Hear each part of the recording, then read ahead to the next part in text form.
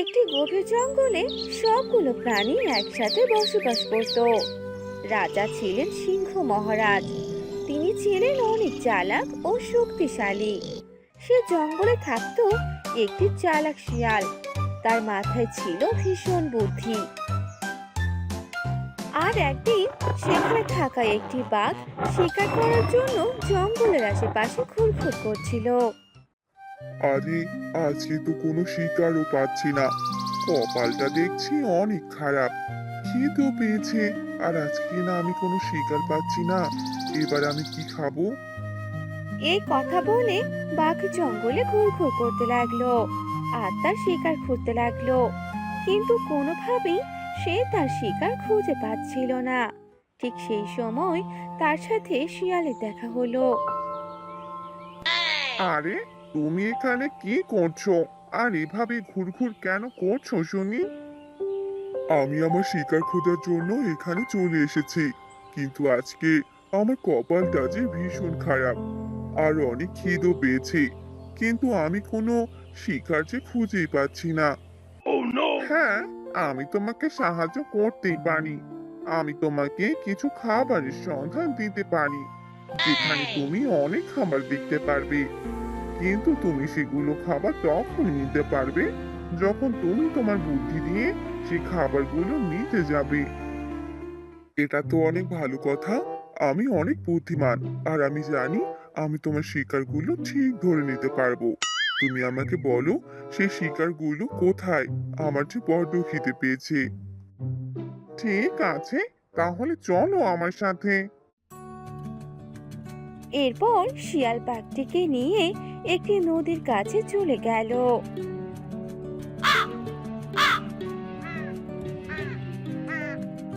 যেখানে গিয়ে দেখতে পেল একটি নদীতে অনেকগুলো হাঁস।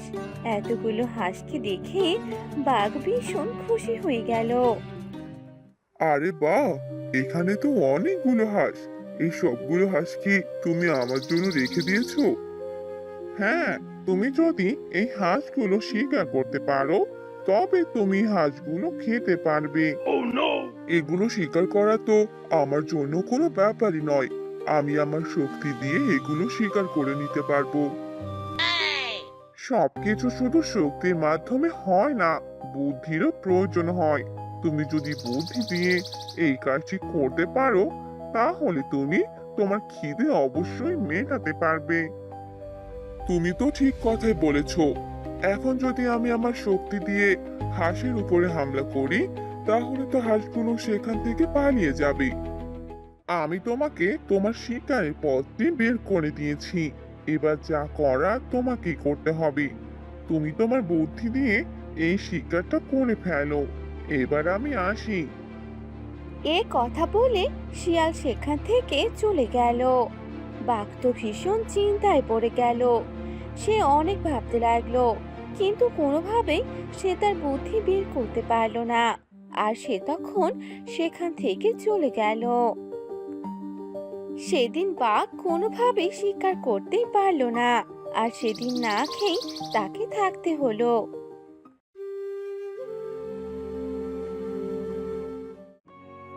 আহা কি আনন্দ কলা খেতে, গাছে গাছে পেকে থাকে, খেতে অনেক দারুণ লাগে। আহা কি আনন্দ কলা খেতে। সেই পথ দিয়ে যাচ্ছিল বাঘ। বানরের এমন সুরে গান গাওয়াতে দেখে বাঘ বানরকে বলতে লাগলো। কি ব্যাপার বানরজি, তুমি এখানে বসে কি করছো? আর সুরে দেখছি গানও গাইছো। খুব আনন্দ বুঝি তোমার আজকে। এত আনন্দ কোথা থেকে পেলে শুনি? আমার আনন্দ না হলে আর কার আনন্দ হবে বলো তো বাঘ মামা? না আছে খাবার খোঁজার কষ্ট, না আছে কোনো চিন্তা। আমার মতো সুখে কেউ আছে নাকি বলো তো? তা তো দেখতেই পাচ্ছি, তোমার দেখছি ভালোই আনন্দ। তবে আমার কি দেখো, সারাদিন ঘুরলাম, কালকে যে কোনো শিকারও পেলাম না। একটা শিকার পেয়েছিলাম, তবুও সেটা আমি আমার বুদ্ধির মাধ্যমে খেতে পারবো। বুদ্ধি ছাড়া যে শিকারটা আমার অর্জন করা কখনোই সম্ভব নয়। তাহলে কি বলতে চাচ্ছ তুমি বাঘ মামা, তোমার মাথায় কিনা কোনো বুদ্ধি নেই? বুদ্ধি তো ঠিকই আছে, তবে মনে হয় বুদ্ধিটা আমি কাজে লাগাতে পারছি না। একটু চেষ্টা করলে হয়তো পেয়ে যাব। আমি তাহলে এবার আসি। এ কথা বলে বাঘ সেখান থেকে চলে গেল।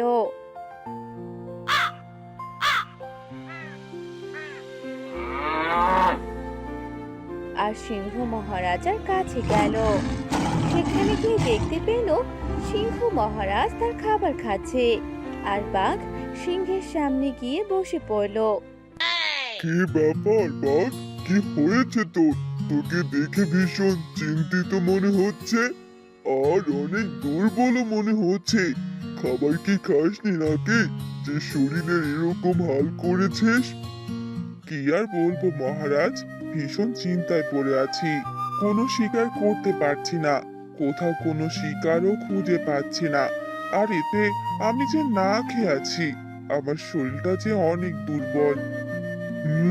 তোর চেহারা দেখে আমি বুঝতে পেরেছি যে তুই ভীষণ দুর্বল আর অনেক চিন্তিত। ঠিক আছে মহারাজ, আমি আবারও চেষ্টা করব। দেখি কালকে কোনো শিকার পাই কিনা। তবুও হাল ছাড়া যাবে না, আমাকে যে শিকার করতেই হবে। এরপর সিংহের দেয়া কিছু মাংসের টুকরো নিয়ে খেতে লাগলো, আর খাবার খাওয়া শেষ করে সেখান থেকে চলে গেল। অন্যদিকে গিয়ে দেখতে পেল শিয়াল একটি বড় মুরগি ধরে এনেছে, আর সেই মুরগিটি খেতে বসেছে। বাঘ তখন শিয়ালকে বলল, কি ব্যাপার, আজ আমি দুদিন ধরে কোনো শিকার খুঁজে পাচ্ছি না, আর তুমি কিনা এত বড় আস্ত একটা মুরগি এখানে ধরে এনে খাচ্ছ? তুমি এত শিকার কিভাবে করছো? আমি আমার বুদ্ধির সাহায্যে শিকারগুলো পেয়ে থাকি, যা তুমি পারো না। যার কারণে তুমি 2 দিন ধরে এখনো কোনো শিকার খুঁজে পাওনি। না না, আমি তো সেদিনই শিকারগুলো ধরতে পারিনি, আর সেখান থেকে চলে এসেছিলাম। এভাবে বাঘ আর শিয়াল কথা বলছিল।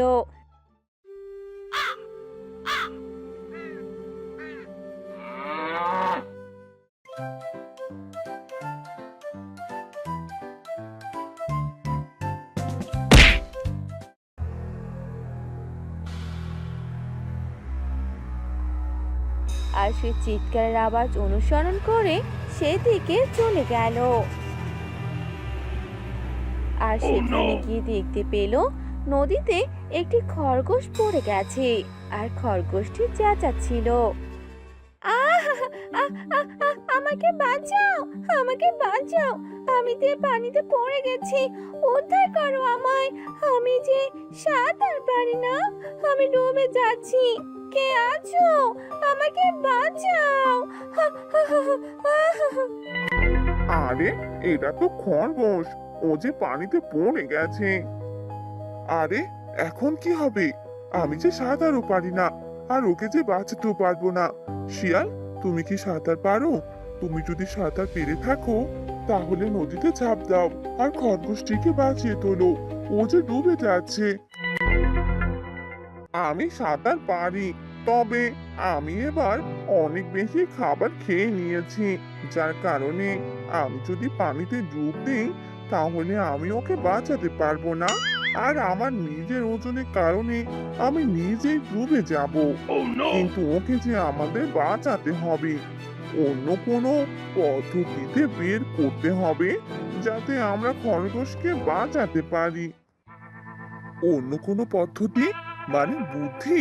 আমাদের বুদ্ধি কাজে লাগাতে হবে, বুদ্ধির সাহায্যে আমরা ওকে বাঁচাতে পারবো। কিন্তু আমার মাথায় তো এখন কোনো বুদ্ধি আসছে না, তাহলে কি হবে এবার? এই তো একটা বুদ্ধির পথ পেয়ে গেছি, তুমি এখান থেকে একটু সরে যাও তো। তখন শিয়াল একটি বড় গাছের শিকড় পেয়ে গেল, আর শিকড়টি নিয়ে পুকুরে ফেলে দিল। তোমাকে অনেক ধন্যবাদ শিয়াল দাদা। তুমি যে আজ আমার জীবন বাঁচালে। তুমি যদি না থাকতে তাহলে হয়তো আমি আজ মারা যেতাম। ঠিক আছে, কোনো ব্যাপার নয়। এখন তুমি কেমন আছো? এখন আমি ঠিক আছি। আর তুমি অনেক বুদ্ধিমান আর অনেক চালাকও। এবার আমি আসি। এ কথা বলে খরগোশ সেখান থেকে চলে গেল। বাঘ শিয়ালের এত বুদ্ধি দেখে অবাক হয়ে গেল, আর আবারও শিয়ালকে বলতে লাগলো। আমার সত্যি অনেক অবাক লাগছে তোমার এত বুদ্ধিমত্তা দেখে। তুমি কি আমাকে আবারও সাহায্য করতে পারো? আমি আজকেও কোনো শিকার পাইনি। হ্যাঁ, অবশ্যই। আমি তোমাকে শিকারের পথটা খুঁজে দিতে পারি। তাহলে তুমি চলো আমার সাথে, আর দেখে নাও তোমার শিকার এবার কোথায়। এ কথা বলে তারা দুজন সেখান থেকে চলে গেল। আর কিছু দূর যাওয়ার পর দেখতে পেল একটি মাঠে কিছু হরিণ একসাথে ঘাস খাচ্ছে। তখন শিয়ালটি বাঘকে বলতে লাগলো। ওই দেখো, ওই হলো তোমার আজকের শিকার। আর তুমি যদি হরিণগুলোকে শিকার করে নিতে পারো তাহলে তুমি এদেরকে খেতে পারবে। এ কথা বলে বাঘ সেখান থেকে আস্তে আস্তে পা বাড়াতে লাগলো আর হরিণের কাছে যেতে লাগলো। আস্তে আস্তে যাওয়ার কারণে হরিণ বুঝতেই পারলো না যে তাকে কেউ অনুসরণ করছে। আর তখনই বাঘটি একটি হরিণকে ধরে ফেললো, আর বাকি হরিণগুলো সেখান থেকে পালিয়ে গেল। আর বাঘটি হরিণটিকে আঘাত করার পরে হরিণটি মাটিতে শুয়ে গেল।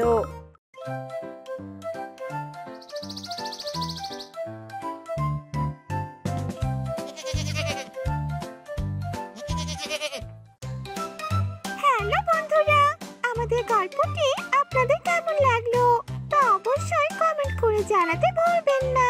এমন আরো মজার মজার গল্প দেখতে চ্যানেলটি সাবস্ক্রাইব করে